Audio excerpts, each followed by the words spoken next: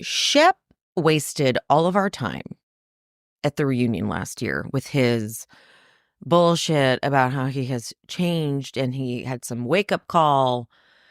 After watching the premiere and the scene with him and Craig and Austin, I'm like, oh, I get what this shit was.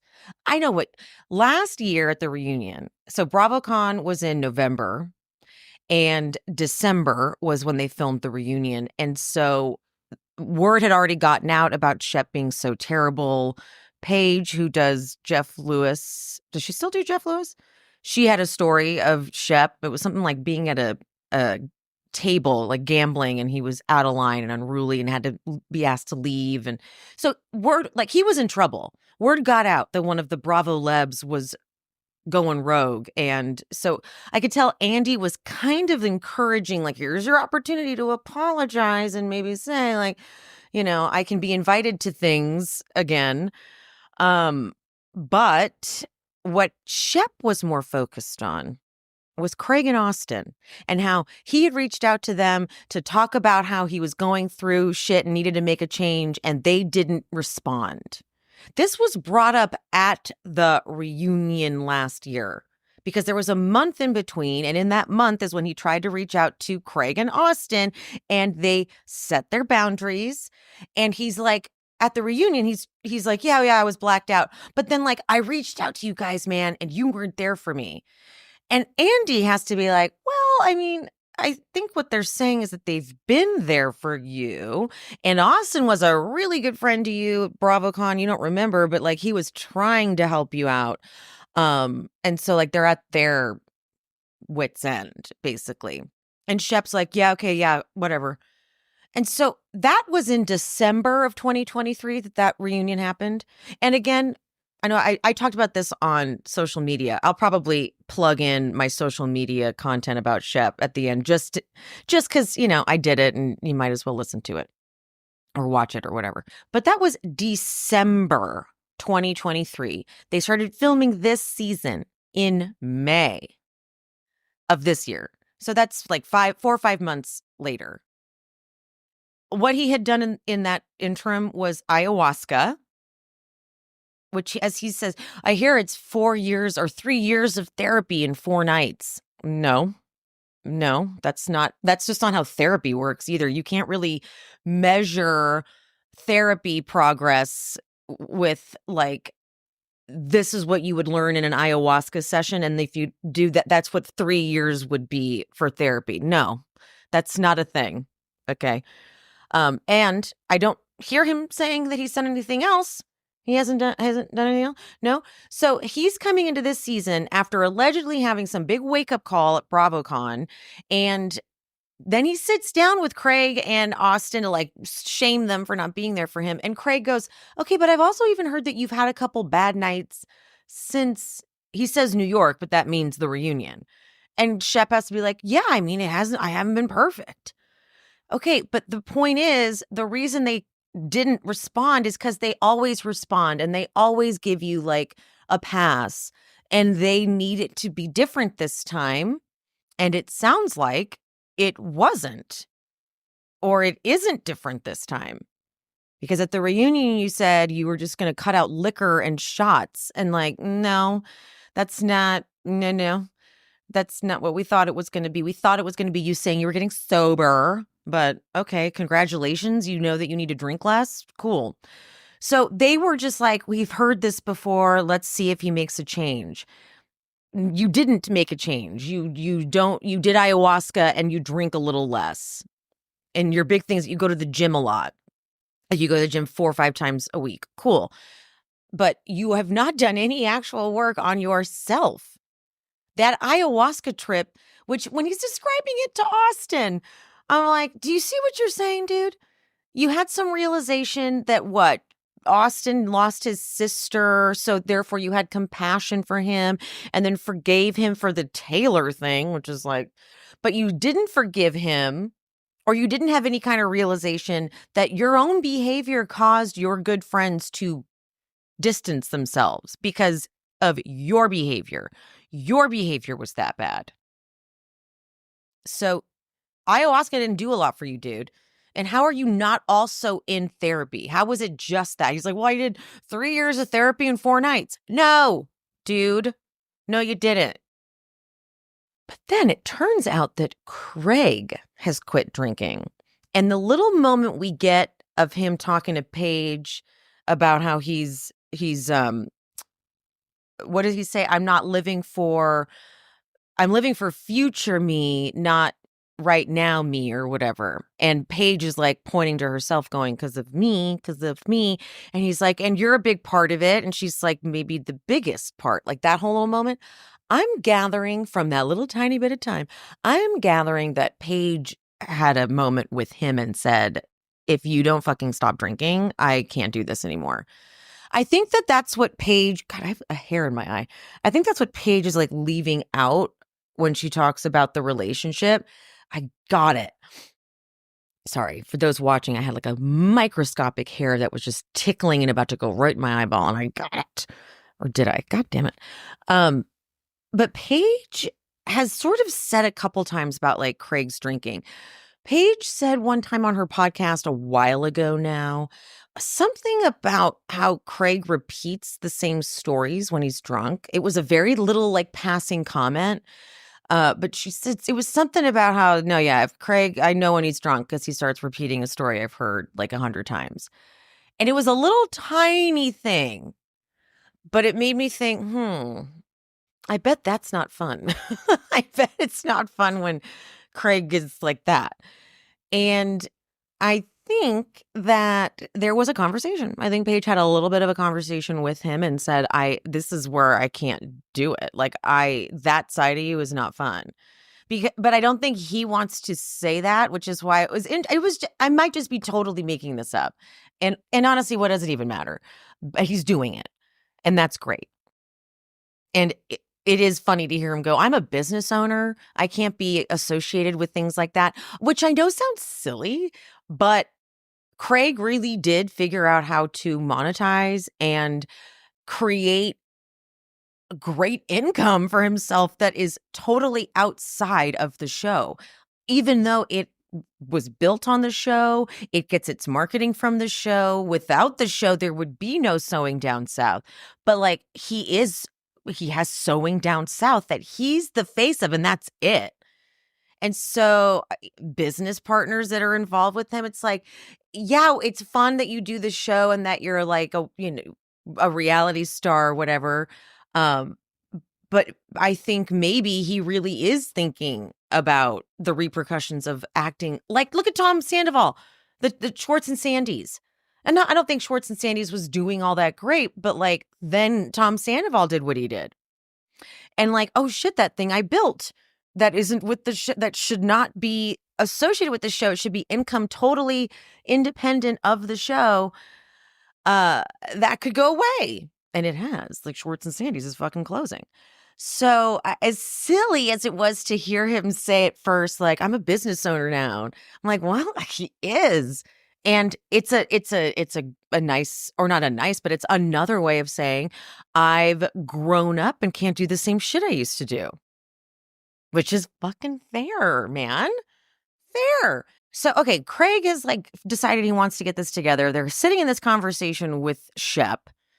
And he's like shaming them still. Like, you guys weren't there for me. And I needed you guys. And you're the ones I've been talking to. And I would never do that to you. He gaslights them and is like, I just think that I have a different version of what relationships are than you do. Trying to say that, like, I like being a good friend to people and you guys don't.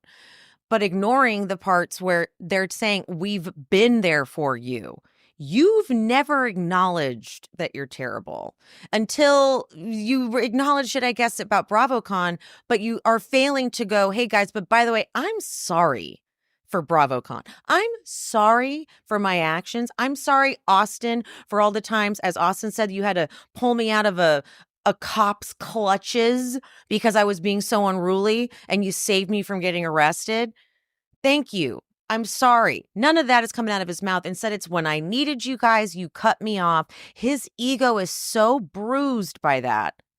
And it's hard. It's hard when you're party friends. It's hard when your party when you have a history like Craig does. So when Shep tries to be like, "Oh, really, Craig? You're some victim of me. Like I haven't had to put up with your shit." No, you have. Totally. And I get what you're saying, but you aren't acknowledging that it's something that you need to change through action. And Craig has shown action. So there's the difference, is you just want them to be like, "Okay, we're sorry that we weren't there for you." And what? And we believe you that you want to change. And like, what else are they supposed to say to you, Shep? Just do it. But what is tripping me out is that this season, according to the trailer, Shep and Austin are talking about Craig and how he's isolating himself. And maybe there's some truth to it, but like, for Shep to be saying this is, I just don't understand how that's the shift. Like, it looks like Craig and Austin are cool and Shep's been on the outs for reasons we understand, but then it's going to shift and they're going to be like, Craig is leaving us out of his life or whatever. It's so weird how it's going to shift. Huh. And then I'm also realizing that Paige in the trailer, when she says that Shep and Austin are just chomping at the bit to blame it on me, she knows it's going to be a storyline.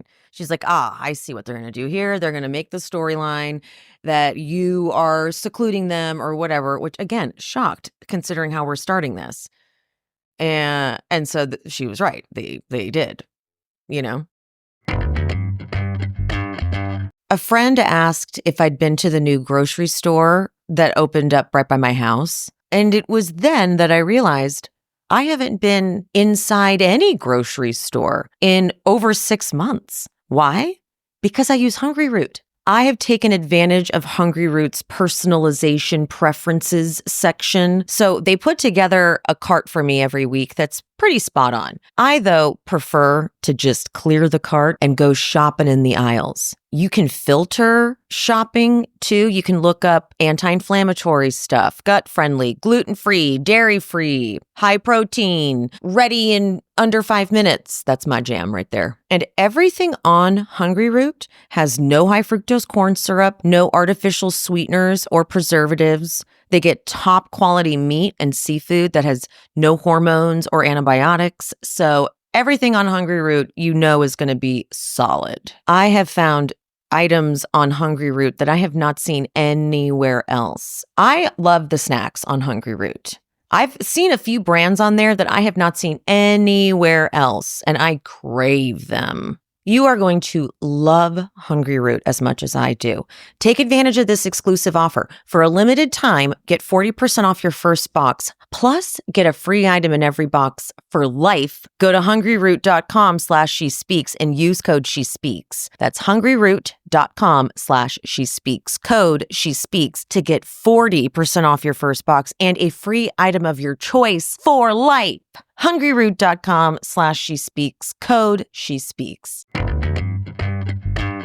Bras and underwear are the trickiest items of clothing. For me, at least. I'm very picky. I have been a little obsessed with the Skims Fits Everybody collection underwear. Like the Fits Everybody boy short, I want 30 pairs. They're not shapewear, but they feel very supportive. And it's just so smooth up against my body, not bulky at all, so you can wear them under clothes.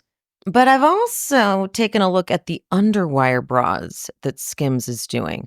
Now, I know not everybody is watching on a video. Some of you are just listening. But for those watching, this is the Scoop Plunge. Now, what I'm obsessed with on these bras, where the elastic is, it's reinforced with some stitching or something. There's almost like a cushion around it, because that for me with underwire bras is the part that drives me crazy. Like the back or underneath your arm, right up at the back there, like by your rib cage. Oh, that'll start to just dig in. This has got the softest lining. And this plunge bra is fabulous. I don't wear a lot of low cut tops, but I find that my bras, the ones I used to wear, they stick up and over even a V-neck.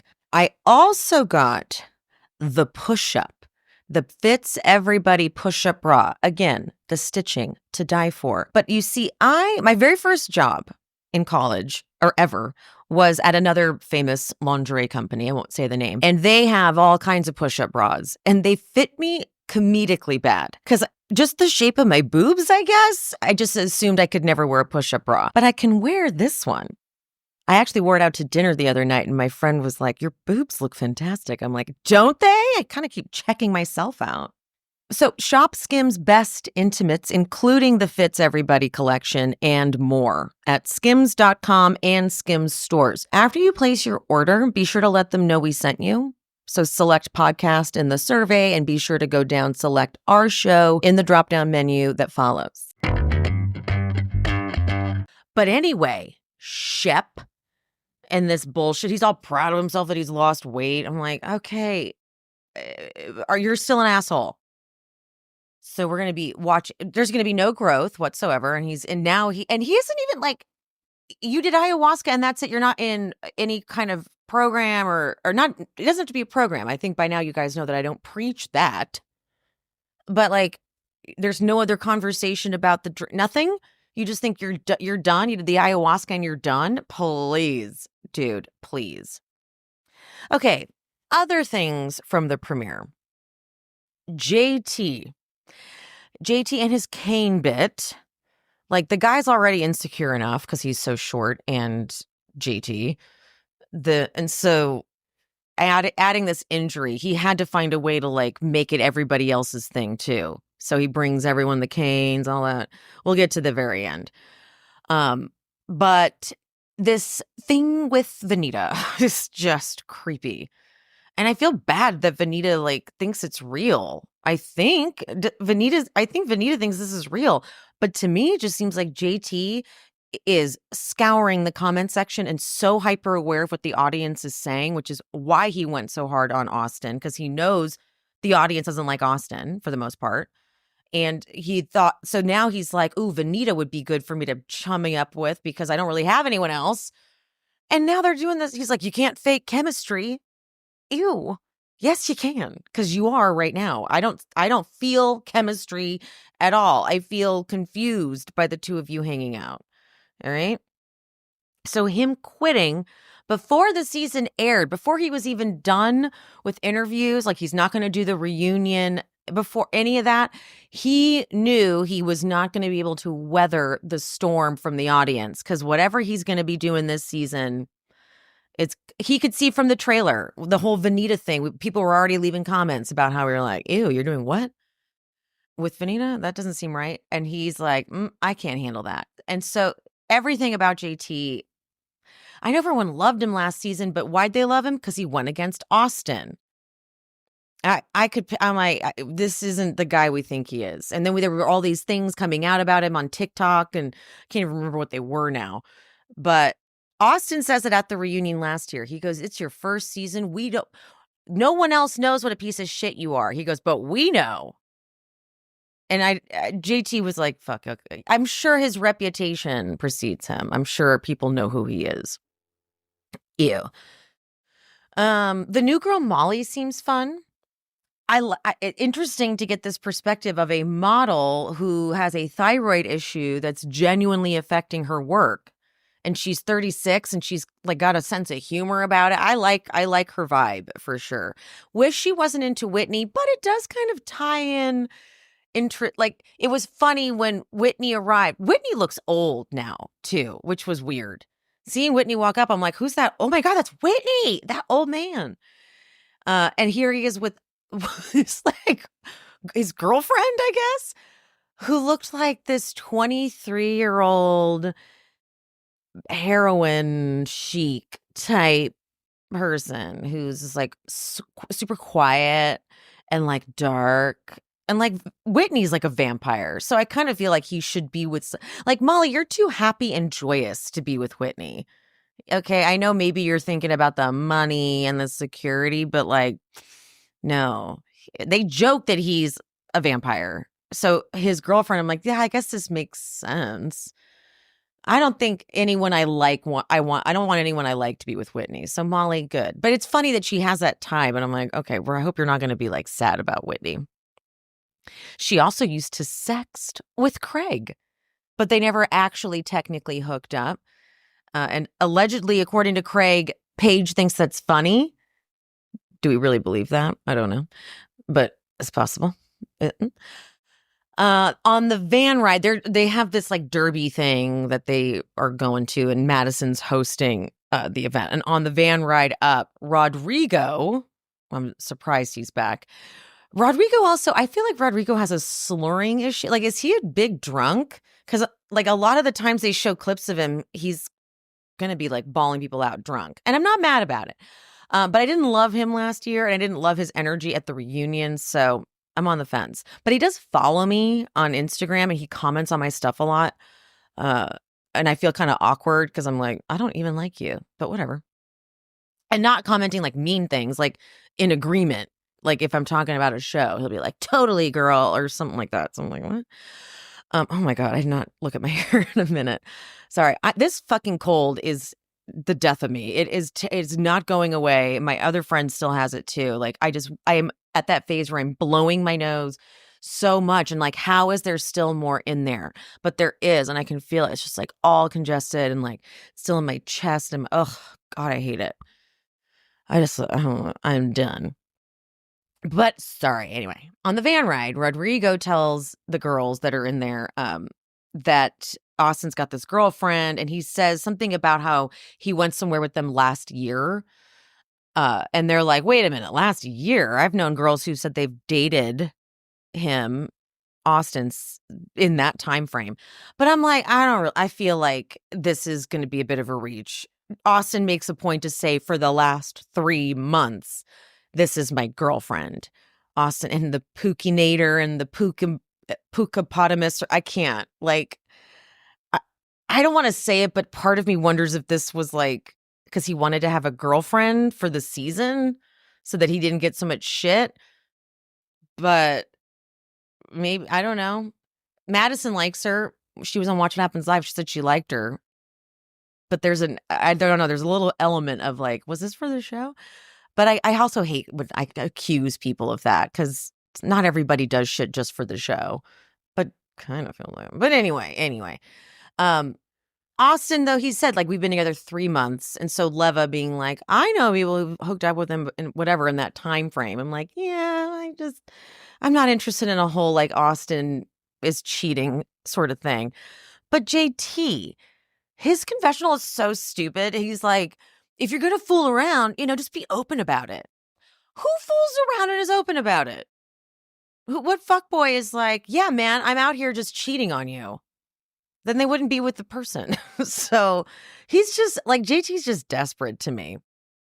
And I don't care anymore if Austin isn't faithful to a girlfriend. I don't know this girl. I can't do this anymore, guys. I can't make this a storyline anymore. All right.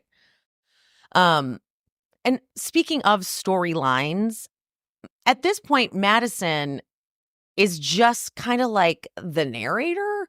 She's not going to be bringing a storyline of her own. Brett, and they're good. They're solid. She's trying to get pregnant.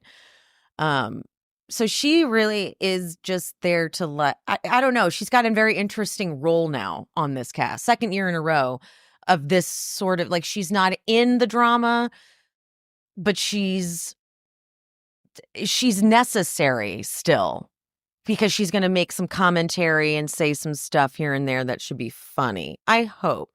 I wasn't super excited about this premiere, like in getting introduced to people. I know it's a premiere and it's like a pretty new cast. So it's going to just be more like introing people. But there is just not a lot. There wasn't a lot of action, not a lot for me to sink my teeth into. So I don't know how this season's going to go. I was a little trepidatious about it anyway. Okay, at the actual event, though, JT is handing out the canes. He does some stupid, like, we're cool with Austin thing with the cane and whatever. And it landed so flat. However, JT, who's so insecure, I get why he wanted everyone else involved in the canes of it all. But then he hands it to Patricia. And the fact that he didn't figure out why Patricia wouldn't want the cane it just says everything about him. It says everything I need to know about him. Like, as you're maybe because everyone was getting it, and as you're doing it, you can go, oh, you're not realizing. But when you note her being so thrown off, how are you not going, oh my God, wait, no, I'm giving him to everybody because I have the cane. No, I'm so sorry. Instead, we're going to hear from Craig, even though JT is going to deny it, but I don't maybe even if JT didn't call Patricia a bitch, like, oh, she was a bitch about the cane. Even if he was like, oh, she was so rude about the cane. Still, how are you not figuring this out, sir? Hello? No wonder JT quit. All right. No wonder he quit before. He's like, oh, I made every mistake you can make. So, because he was trying to go off the audience, not a genuine person. Anyway, I think I got everything. I might be missing something. There might have been a social media thing or two, but I am going to throw it. And like I said, I'm going to throw my social media Shep content here now at the end of this, just so that we have it all in one place. I don't know, guys. I am going to go lay down because I still need to recover from this stupid cold. Ugh. But love you guys so much. I mean it. And I'll see you soon. Bye.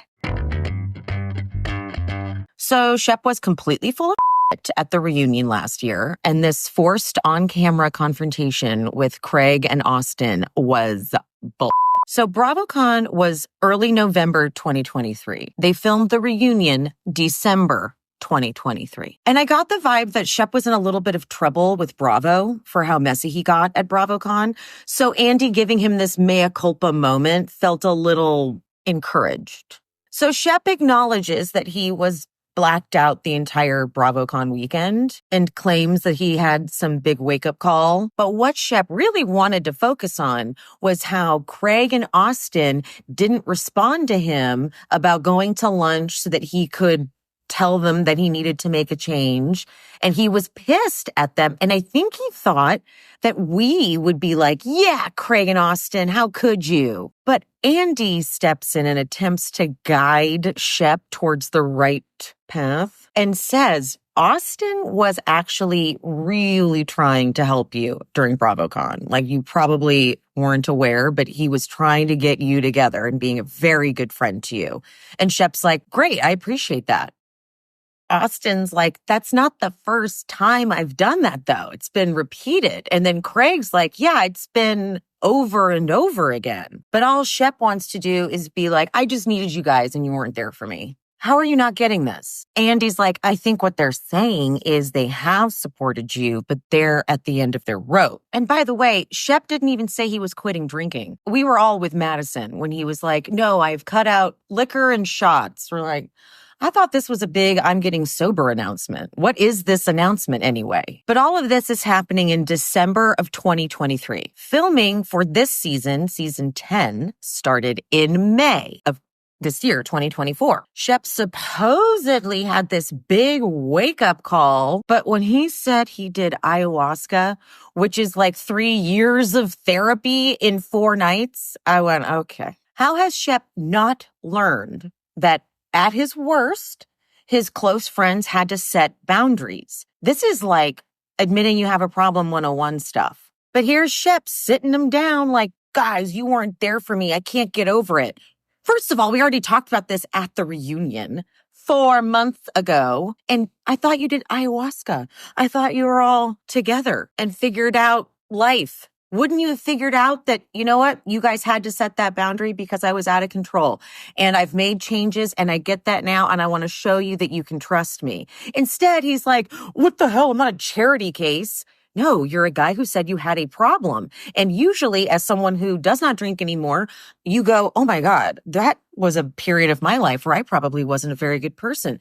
And I should maybe apologize or be thankful to these people who put up with me during that time. But it sounds like all he wants to do is be like, remember guys, I needed your help and you weren't there for me. All I need is for you guys to like, talk to me, impart some of your wisdom on me.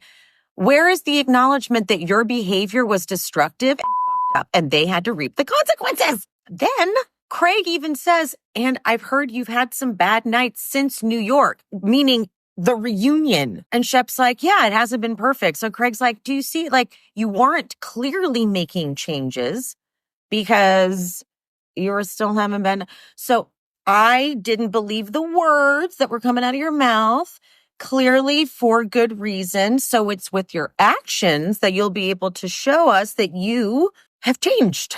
Shep thinks by just saying he needs to make changes, that's groundbreaking enough, that Shep, of all people, is finally admitting he may have a problem. And like, guys, isn't that amazing that I'm just saying those words? No. And I'm also confused how this season's storyline with these three is going to be Craig is isolating himself because he's decided not to drink. I would imagine, based on last year's reunion, that Shep would like having a sober buddy, but this is going to be weird. Thanks for tuning in to She's Speaking with Emily Hanks. This show is produced, hosted, and edited by me, Emily, and brought to you in partnership with Cloud 10 Media. If you are looking for bonus content, check out the Patreon. The link is in the description. To show some support, you can hit that subscribe button and turn on notifications so you never miss an episode. Another free way to support the pod, please rate and/or review on whatever platform you listen. It's free, and it helps the algorithm or something. You can also head to buymeacoffee.com/shespeaks and buy me a coffee or two. Make sure you're following me on all social medias. I am She's Speaking with Emily Hanks across all platforms: Threads, TikTok, Instagram, Facebook. That's it. Thank you guys. See you soon.